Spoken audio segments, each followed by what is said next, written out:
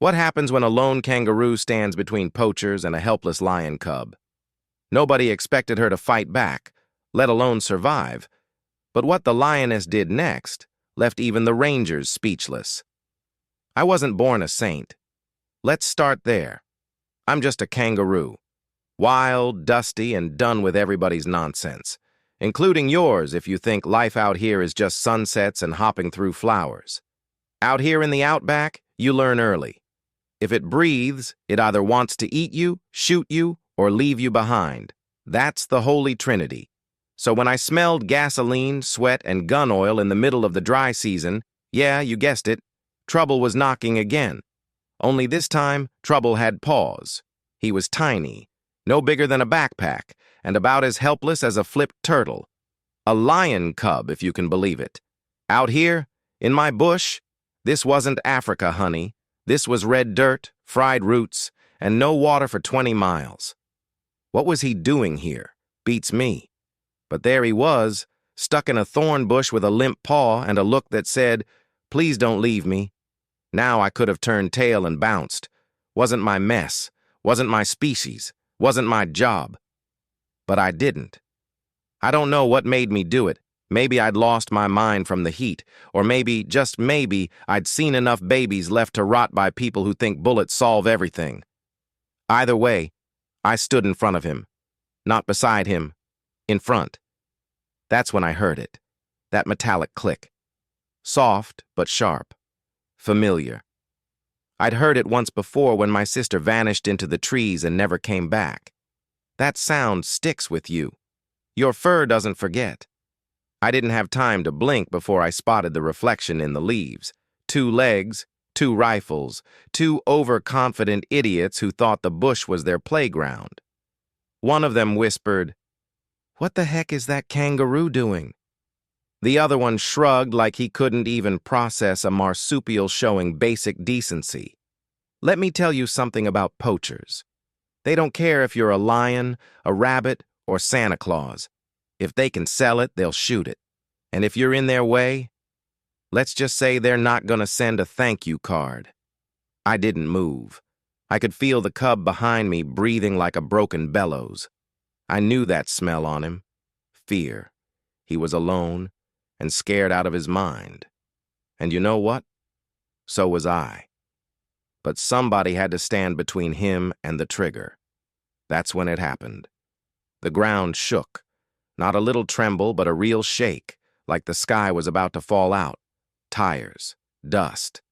And then came the growl of a 4-wheel truck older than dirt, barreling through the bush like it had a personal grudge. Boom, smoke, shouting. And out jumped a woman in a park ranger uniform with more nerve than the 2 poachers had combined. She screamed something fierce, something about federal violations and being filmed. The cowards ran like their pants were on fire, which, frankly, would have been a nice twist, but she didn't look at them. Not at first. She looked at me, then at the cub, then back at me. Her mouth actually dropped open. I bet she'd seen some strange things, but a kangaroo shielding a lion cub from rifle fire? That wasn't in the training manual. She knelt down slowly, whispering like I was made of glass. Are you protecting him?" "No, lady, I'm just blocking the breeze." "Of course I am." They took him. Gently. I didn't fight. He needed help. Medical, food, whatever humans do in their steel cages. He gave a weak little sound when they carried him away, something between a whimper and a thank you. I didn't know what it meant, but I felt it in my gut. I didn't say goodbye. I just turned and hopped back into the dust like nothing happened.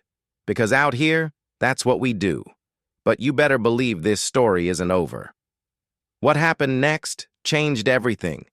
You don't want to miss how this spiraled out of control. You'd think saving a lion cub from 2 rifle-wielding yahoos would earn a gal some peace, right? Wrong. Turns out, when you do something heroic in the wild, you don't get a medal. You get questions. You get attention. You get the system sniffing around, and guess what? The system doesn't like surprises, especially furry ones.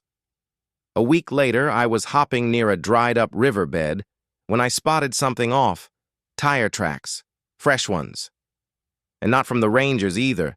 These were wide, mean, and fast. Somebody was back. And this time, they weren't hunting trophies. They were looking for me. I heard the voices before I saw them. Two men again, different, but with the same bad cologne of ego and entitlement. You sure it was this one? The Kangaroo? Yeah, Ranger said she stood in front of the cub like she was his damn mom. Oh, great. Now I'm famous.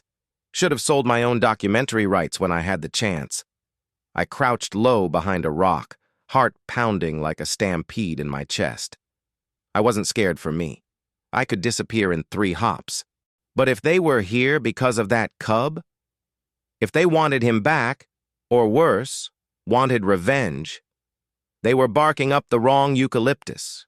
These guys weren't your local drunks with rifles. No, these two had badges. Not official ones, but enough paperwork to twist anything into a legal operation. They claimed they were with a wildlife relocation initiative. Translation: they snatch animals and sell them behind closed doors. Government stamp or not, it was just poaching in a suit and tie. I followed them from a distance. I had to know where they were going, and when they pulled up to the ranger station, the same one that took the cub, my stomach dropped like a rock. They weren't just poking around, they were inside. Now, I'm no genius, but even I know this.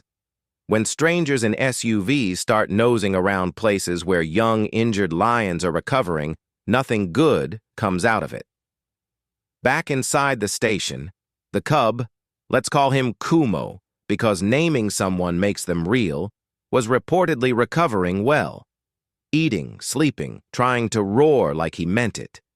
He was surrounded by people who called him sweet things and fed him through a bottle. He probably thought he was safe. But safety's a tricky thing. It looks real until someone slaps a price tag on your back.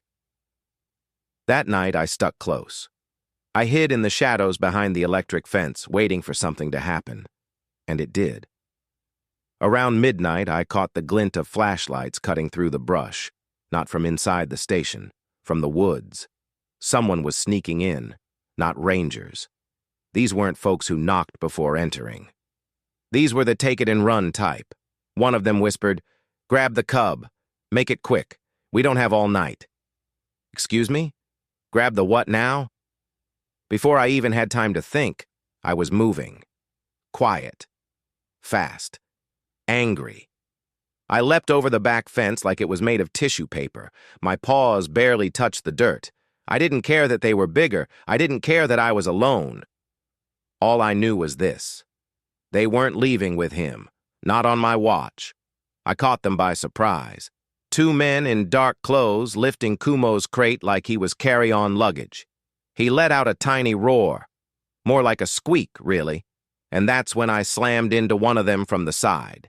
He dropped like a sack of bricks.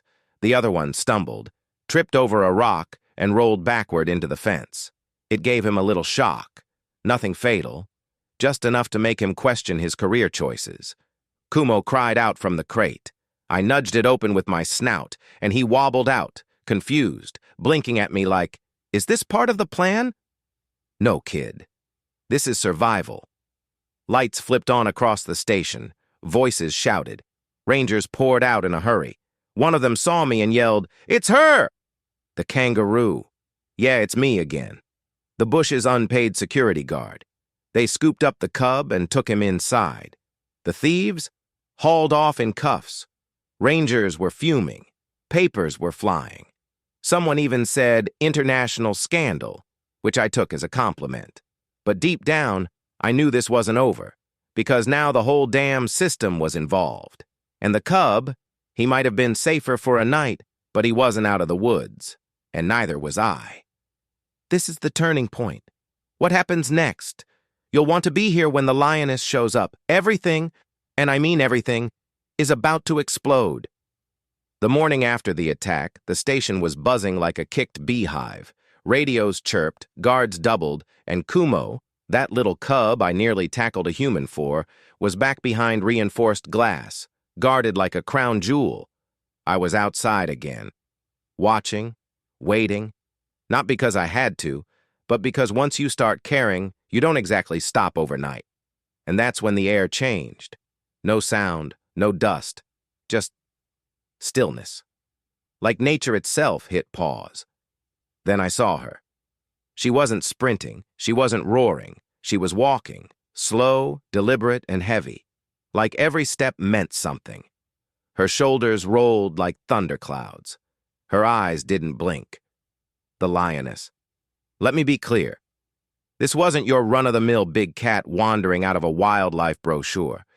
This was a mother who'd been tracking her baby across continents, who'd watched from the shadows, listened through fences, and now had exactly one thing on her mind: him. The rangers froze. One woman whispered, "That's not possible." Oh, sweetheart, she made it possible. They tried to form a blockade. 5 people, tranquilizer rifles, loud commands like "back away and stay calm." But you don't tell a lioness what to do when her kid's in a cage. She didn't flinch, just kept walking, head high, no fear, no growl, like she was reminding everyone whose kingdom this really was. I stepped forward. Yeah, me, again.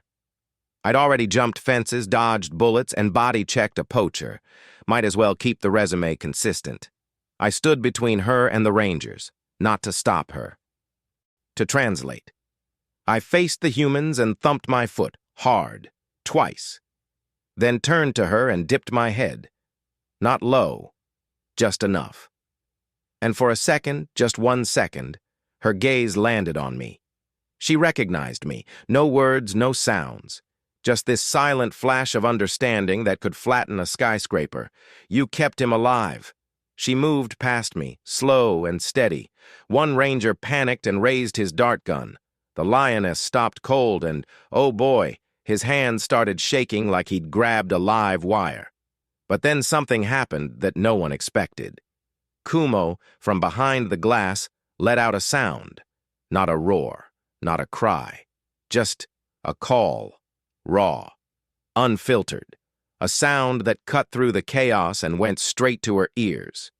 She turned, locked eyes with him. And that wall between them might as well have been tissue. The rangers were stunned. I mean, what were they supposed to do? Fire on a lioness reuniting with her cub in broad daylight? Yeah, good luck spinning that in a press release. And that's when it clicked. Not for her, she'd known all along. But for them, they opened the gate. No big speeches, no ceremony, just one quiet, shaky hand turning a key. She walked in. He stumbled forward.